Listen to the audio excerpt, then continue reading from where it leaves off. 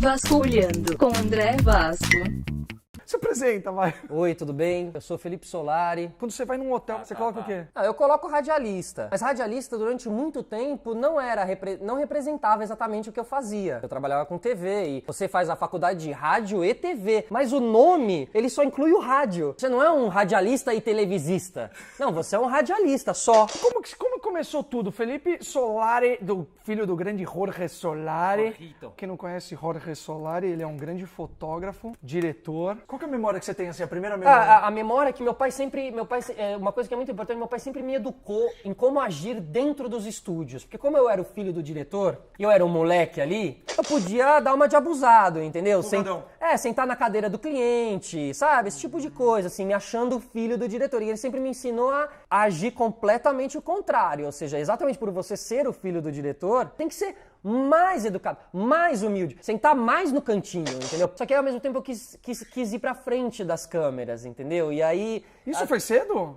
Não, desde os 15 anos eu fui pros testes de comerciais, book debaixo do braço, ia lá e, mano, e rodei todas. Eu não passava nas de modelo. Porque eu não era o biotipo de modelão, eu não era magérrimo, pelo contrário, eu era meio gordeguinho quando moleque. E aí eu acabei indo pras agências de atores. E aí comecei a juntar tudo que meu pai sempre me mostrou os filmes, porque quando eu era moleque eu tive uma base de filmes, de Fellini, de Monaco, do Jacques Tatan. Então quando eu fui pra coisa do ator, eu acho que me achei um pouco mais, assim. Ó, coloca aqui quer ver? Ó, deixa eu mostrar o Monaco aqui. Esse é um filme meu que marcou muito a gente. Monaco é meu tio em francês, né? Monaco.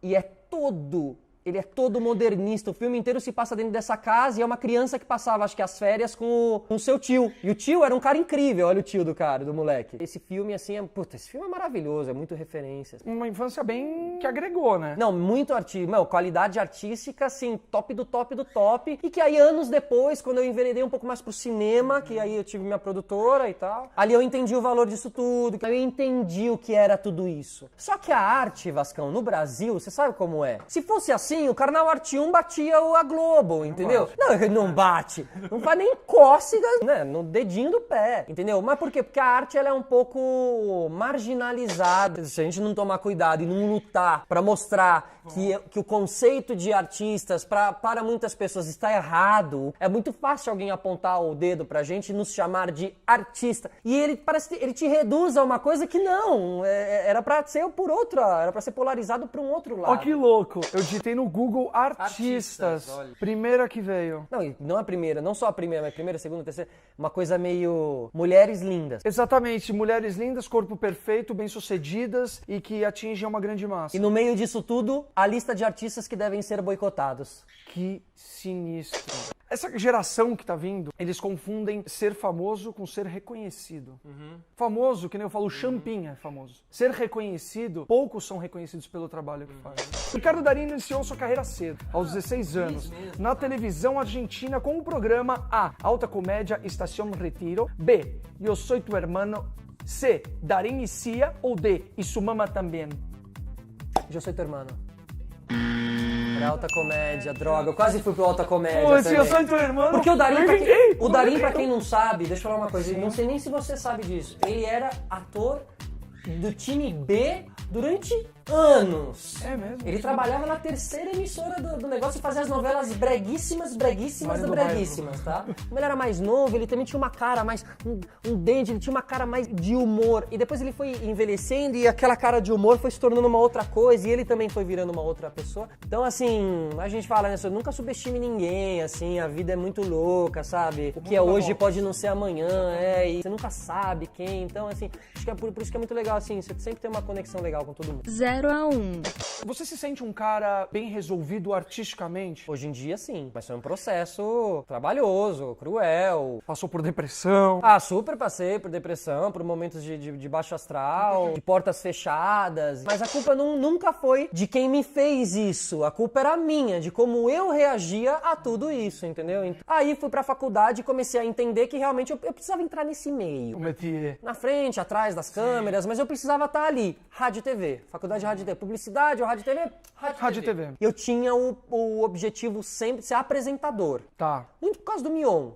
Durante a faculdade rolou minha primeira oportunidade de trampo, que foi com ele, que foi com o Marcos Mion, que eu fui lá... Coincidência, cara.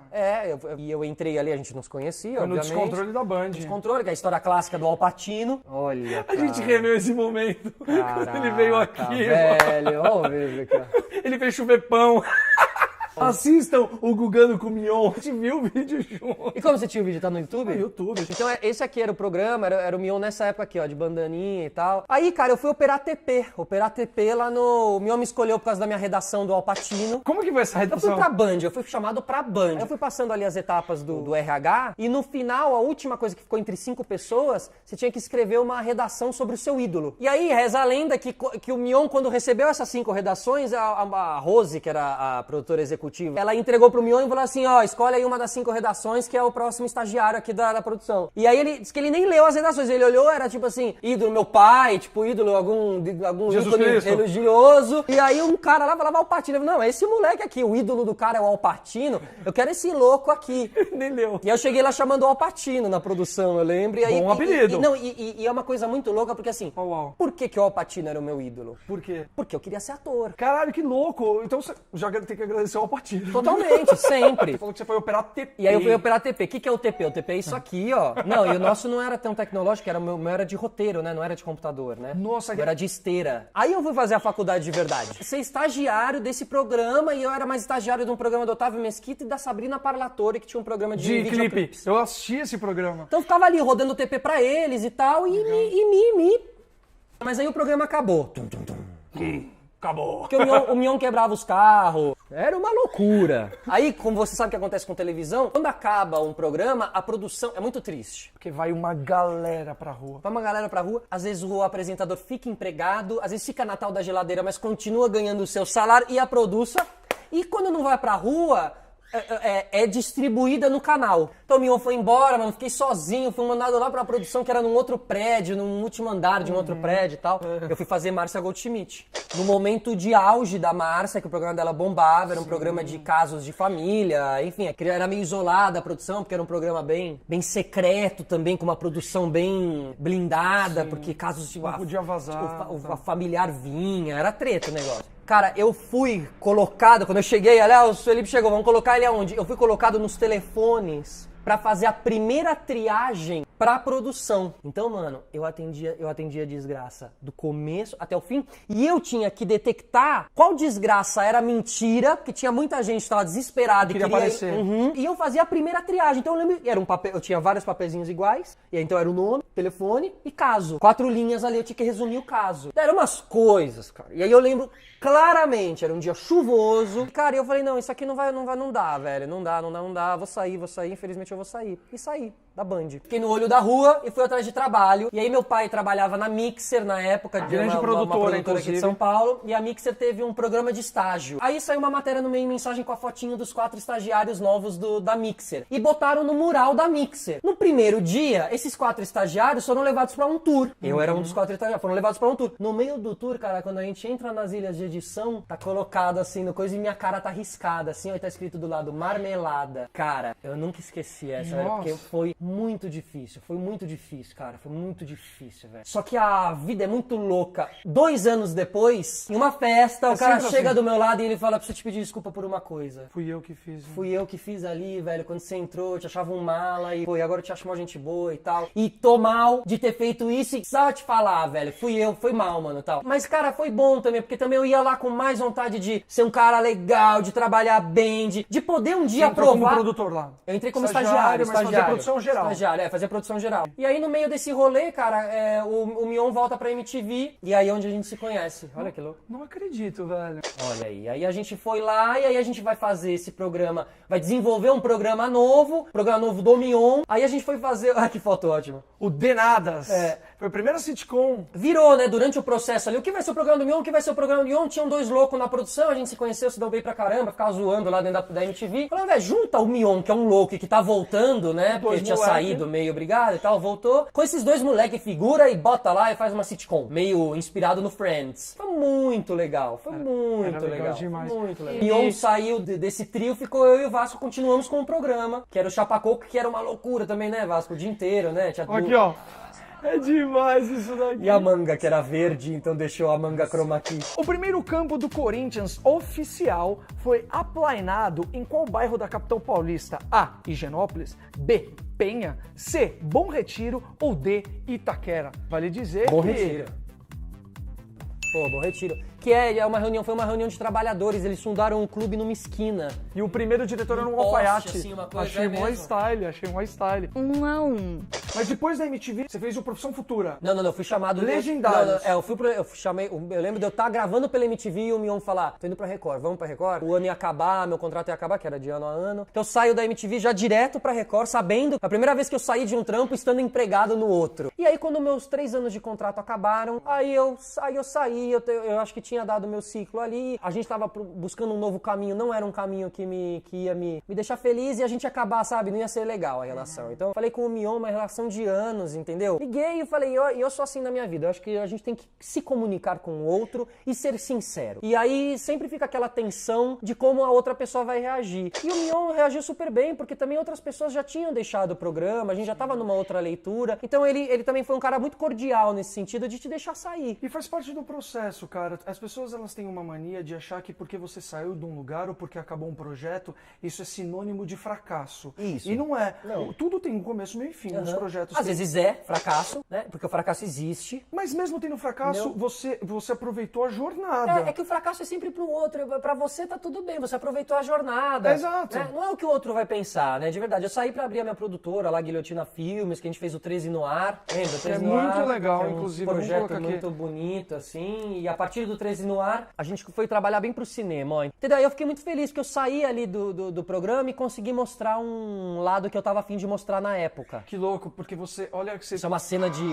14 mil views já, bastante inclusive. Eram 13 atores em 13 cenas diferentes no mesmo local. Então tem Júnior Lima, Cíntia Rosa, Bruno Fagundes, que é filho do Antônio Fagundes, Jonas Oliva, Leonardo Midiorin, João Gordo, Giovanni Eubank, Bruno Galhaço, que foram 2 padrinhos do projeto naquela época. Muito importante a participação deles pro projeto dar um boom. Tem que deixar muito claro que isso daqui não foi que jogaram. Ah, Felipe, você quer fazer um projeto? Não, ele criou, ele colocou de pé, ele que bateu o telefone e falou assim, mano, por favor, você é meu amigo, cola aí, vem gravar comigo. Porque isso, cara, isso do nosso é um bolso, espaço que a gente pode tudo do falar, nosso porque as bolso. pessoas acham que projetos caem pra gente. Não, tipo, ninguém pagou esse alguém liga pra projeto. você e fala assim, oh, você quer dirigir um negócio com A ordem, estética? a ordem foi exatamente assim. Mas aí foi interessante porque assim, como o projeto ficou muito legal realmente, aí veio o incentivo. Então você pensar, então, tá vendo? Se eu produzir coisas de conteúdo, a coisa vem, entendeu? De qualidade. 11 mil. Então, bastante, cara. Bastante. A dele legal, ele raspa o cabelo, faz um moicano de verdade ali. Aí, cara, na verdade, assim, eu saí um pouco pra trás das câmeras. Precisei me entender um pouco, porque eu não sabia como eu queria me expor, eu tava perdido, entendeu? Eu não sabia mais quem era eu, essa é a grande verdade. E aí, através da Guilhotina, eu tive umas jornadas muito legais, a gente foi 3 anos consecutivos pro Festival de Cannes, fizemos um documentário sobre Trancoso, tá no NetNow e nas principais plataformas de iTunes e tudo mais, se você quiser assistir esse filme. Procura, Cordel de Trancoso. Pô, você é super bonito. Aí teve todo esse giro, Cannes ali, a gente fez muita coisa legal também. E aí você foi fazer Escola para Maridos. Coloca aí, Escola para Maridos. É um reality show que cuidava da vida matrimonial de 8 casais que estavam em crise. E aí a gente tinha esse quarteto aqui. Então o Luigi Barrichelli era o professor, o diretor. A Ana Canosa, que é a sexóloga, que era realmente quem agia na vida dos caras ali como a professora. Diana Bolt. Diana Bolt como a inspetora, a Bedel dos homens. E eu como o Bedel das mulheres. Ali era pré-estreia, aqui já na Colômbia, com todos os casais e tal. 2 casais foram expulsos por violência física, porque era um programa realmente que mexia com a cabeça dos caras. Assim, tem até um cara falando disso no YouTube, sabe? Aqueles reacts, assim. Sim. Era um programa que, cara, mexia com a cabeça. Era muito difícil você aprender, mas eles se transformaram lá dentro. Não só eles, eu também. O podcast é uma mídia da cybercultura em formato de áudio. Subverte a questão do receptivo passivo ligando às mídias de massa tradicionais. Ele tem agregadores que fazem o download automatizado de arquivos de áudio. Foi denominado com o nome podcasting por um cara chamado Ben Hammersley no jornal The Guardian. Em que ano? Olha. A. 1994, B. 2004, C, 2014 ou D, 2018? Não, foi 1994. 94? O primeiro é 94 ou 98? 94, B, 2004, C, 2014. Eu sou muito brother. É, 2004. Ah, Felipe mandou benzaço. É que eu já tinha a impressão que também tinha uma ali impressão. no começo dos 2000 já tinha o podcast. Ainda é uma coisa, as pessoas não. Eu me sinto aqui um propagador da mensagem do podcast, para as pessoas entenderem, para as pessoas pesquisarem, porque tem muitos legais, tem muitos educativos, Mamilos, a Wanda, o Milkshake Wanda, Meia Hora Sozinho, o Coletivo de Najas, que eu inclusive participei outro dia. Tem muitos legais, o Alexandre Níquel também é um podcast muito legal. Segue o Felipe, ó, Felipe Solari nas redes, no Twitter ele é bem ativo, no Instagram ele tá mais ativo agora. Aí lá você vai entender que... E ele fala muito, ele coloca umas referências, ele dá umas dicas de podcast. Tô querendo que as pessoas entendam o que é o podcast, mas o podcast é uma coisa que... Você sabe que tem funkeiros que fazem podcast no Rio de Janeiro. Não sabia. Mas não é o podcast que a gente conhece. Como que é? É 1 hora de set de música. Eles chamam isso de podcast. Sim, pode ser. Porque o Brasil é muito louco, mano. Então daqui 5 anos o podcast já vai simbolizar uma coisa que o cara que criou nunca imaginou. Vai ser um show. Porque brasileiro é Loki, mano. É memezeiro. 2-1. E aí você fez o reality, depois você foi fazer, aí você enveredou por uma paixão sua que até então não tinha aparecido, que é o esporte, o futebol, porque você é fanático, que é o Fanáticos. Mais do que isso, cara, isso aqui, o futebol, ele tem uma importância muito grande na minha vida. Isso eu pude aprender com o passar do tempo. Porque quando eu fui pra MTV, quando eu tava lá nesse giro de MTV, de Legendários, mesmo por ter um programa diário, que a gente tava sempre no ar, o futebol foi ficando de lado na minha vida. A MTV, aquela coisa toda, e o futebol foi ficando de lado. E eu fui um cara que crescia apaixonado por futebol, desenhando jogador de futebol. Quando a gente tem esses momentos de uma baixada e a gente tem que refletir sobre as coisas, tá? É importante Você só pega coisas que você ama. eu acho que é importante a gente resgatar a nossa verdadeira essência. É importante você resgatar algumas paixões. E eu tava num momento onde eu precisava não só o trabalho, eu precisava estar trabalhando alguma coisa que meu olho brilhava, velho, que eu era apaixonado. Futebol. E eu cheguei a essa conclusão, futebol. Então vamos pra cima no futebol, vamos pra cima no futebol. Fiz o Fanáticos, um esporte interativo, que aí o esporte interativo eu chamava de a MTV dos canais do esporte, porque era uma coisa meio uma molecada apaixonada por futebol fazendo, como na MTV era só moleque apaixonado por música fazendo. E aí saí do esporte interativo, tive aí uma oportunidade de trabalho que acabou não rolando, então por isso também não voltei pro esporte interativo, fiquei meio a ver navios e fui me trabalhando e evoluindo dentro disso até que eu cheguei no Sistema Solar Sistema Solar Podcast. Só antes de falar do Sistema Solar Podcast, que é legal, eu acho que vale a pena a gente falar do Zé do Caixão, boa, legal. que foi você atuando e que foi outra prova também. Foi, porque eu não ia fazer esse Com o personagem. Matheus. Eu ia fazer outro personagem, que era um personagem pequeno da série, e o João Baldaciani, é um ator da Globo, ele teve que sair porque ele ia fazer aquela minissérie da Paula Oliveira, que ela apareceu com a bunda em Brasília. Ótima bunda. E aí ficou famoso e tal, ele foi fazer essa série e vagou o personagem. E eu tava em plenos ensaios. Já pra outro personagem Pra um outro personagem. pequeno. Só que eu li, como o menino não tava indo nos ensaios, eu que lia o personagem do menino. Só uma coisa, é muito comum isso nos ensaios de passar texto, você abre todo mundo e fica falando, André, não sei o que. Tá todo mundo junto ali, tomando um café e você fica lendo a peça, lendo o filme. É um grande estudo coletivo. Mas já meio ensaiando e tal. Como o ator lá do Mário Lima não ia, eu li o meu personagem que eu ia fazer, mas eu li o Mário Lima Mário também. Lima, esse personagem que ele Esse fez, personagem. que era o melhor amigo do Zé do Caixão. Isso. E aí, quando o menino realmente não dá pra fazer a série, eles me ligam à noite, eu lembro, mano, na madrugada, a Marcinha Godinho me ligou e falou, preciso te perguntar uma coisa, o Vitor tá gostando de você fazendo a leitura do Mário Lima, quer fazer o Mário Lima?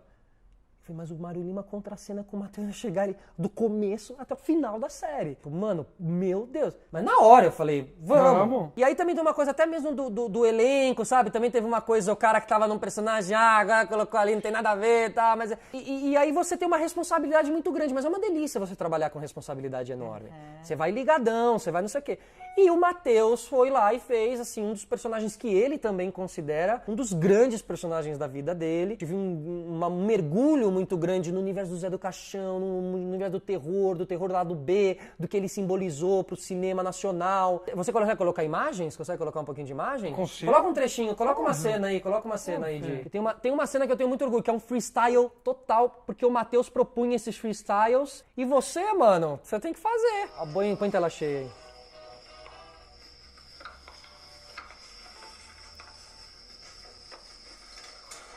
E eu tava todo caracterizado, né, de anos 60, né? Tô sabendo.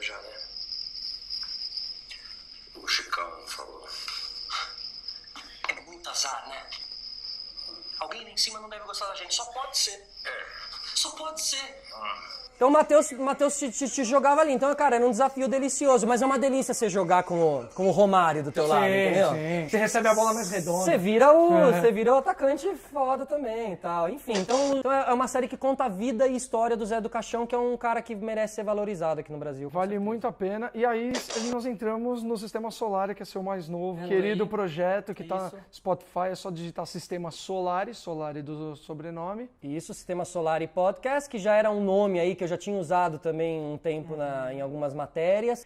Mas é um nome que eu acho que encaixa, que explica tudo. Ali é um sistema, né, solar e que seu contato com o universo do podcast foi como? Eu já tinha o contato com o universo de podcast, já tinha a ideia de fazer um podcast, já vinha trabalhando isso há um tempo, mas me faltava realmente o último passo. Lá fora, né, cara, nos Estados Unidos. Nos Estados Unidos, cara. Nos Estados Unidos? Nos Estados Unidos é muito, muito forte. Tem um cara chamado Joe Rogan, que é o careca do UFC. Ele é o maior podcaster do mundo, a gente pode dizer assim. É mesmo? Todo mundo que tem um podcast tem que ouvir Joe Rogan. Não existe um cara que tem um podcast e não ouve Joe Rogan, ele não é um podcast. Teve um bem legal que eu posso indicar um? Pode, claro.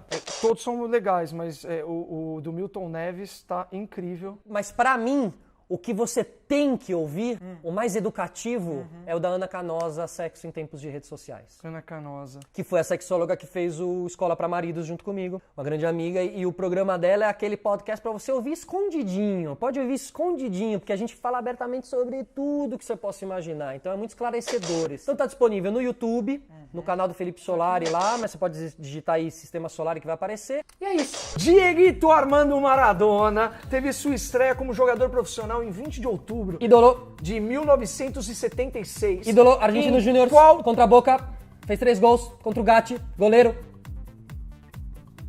Argentino Júnior. 3-1. Perdeu. André. Eu ia falar Argentino Júnior, Boca Juniors, River Plate ou Real Madrid de Buenos É que Aires. essa pegadinha, todo mundo que acha que gosta do Maradona vai falar Boca Juniors. E não, ele começou jogando no Argentino Júniors, arrebentou com o Boca Juniors em um jogo e os caras falaram, porque o Boca Juniors tinha um goleiro mais velho que era uma figura, o Gatti, que é meio, o Vasco vai gostar do Gatti, porque o Gatti era louco e ele era todo coloridão, usava umas roupas mais coloridas e foi o primeiro goleiro que usou faixa no cabelo. Olha o estilo do Gatti, mano. Que cara figura. Hugo Gatti. Hugo Gatti. Orlando Gatti. Ele era um maluco. E aí, quando ele foi jogar contra o Maradona, ele falou assim, que esse moleque aí, mas esse moleque nunca vai fazer um gol em mim. O Maradona foi lá e fez 3. O Boca Juniors ficou doido. Oh, o cruz dele. Grande Gatti. El Loco Gatti. El Loco. Estiloso ele. El Loco Gatti. Olha o nome com a camiseta com nome, com cor, enfim. Maradona, né? Eu sou fã do Maradona, porém hoje em dia ele já tá mais pra lá do que pra lá de Bagdá, né? Só fala bobagem. Mas e a pergunta que não quer calar, Maradona ou Messi? Acho que eu ia falar Pelé. Não, mas aí depende. Maradona ou Messi, o quê? Pois quem foi maior, quem foi melhor, quem você gosta mais, Pode ser um monte de coisa, entendeu? Porque aí eu posso ir variando. Escorregadio como uma... Quem é maior? Putz, quem é maior? Maradona é maior do que Messi. Porque o Maradona ganhou um Mundial, fez gol de mão contra a Inglaterra, que tinha a Guerra das Malvinas envolvida. Quando o bicho pegava e precisava virar o cara, era o Maradona que virava, não é o Messi que vira. Infelizmente. Mas o Messi é maravilhoso. Ele é maravilhoso. Que homem! Meu amigo. Amigo Milton Neves. Que homem o Messi, realmente ele é incrível. E é um exemplo de esportista também em tempos de... Focado. Em tempos de esportistas meio desleixados aí na parte social, mesmo na parte educativa do seu povo e tudo mais, vocês sabem. Estamos carentes de ídolos. Só que, ó, e depois o Maradona foi jogar com o Gatti. Olha o Maradona aqui, ó. Olha lá. Cortaram a cabeça do mancada. Mano, obrigado. Valeu, Vascão. Gostou disso? Obrigado. Gostei da experiência de contar as coisas. Eu tava meio assim, puta, vou ter que ir lá ver o Google, mas você não ficou muito baseado nas ex-namoradas? Falando em ex-namoradas... Nas festas, né? Cara, mas falando nisso. Mas eu acho importante a gente passar por tudo isso, porque eu acho que mais importante do que as namoradas famosas que você teve, um bom gosto que você sempre teve, os tiro na água que você deu e todo mundo dá, eu acho que por trás de tudo isso tem um profissional que não foi um playboyzinho colocado lá e que teve lá mano de Deus.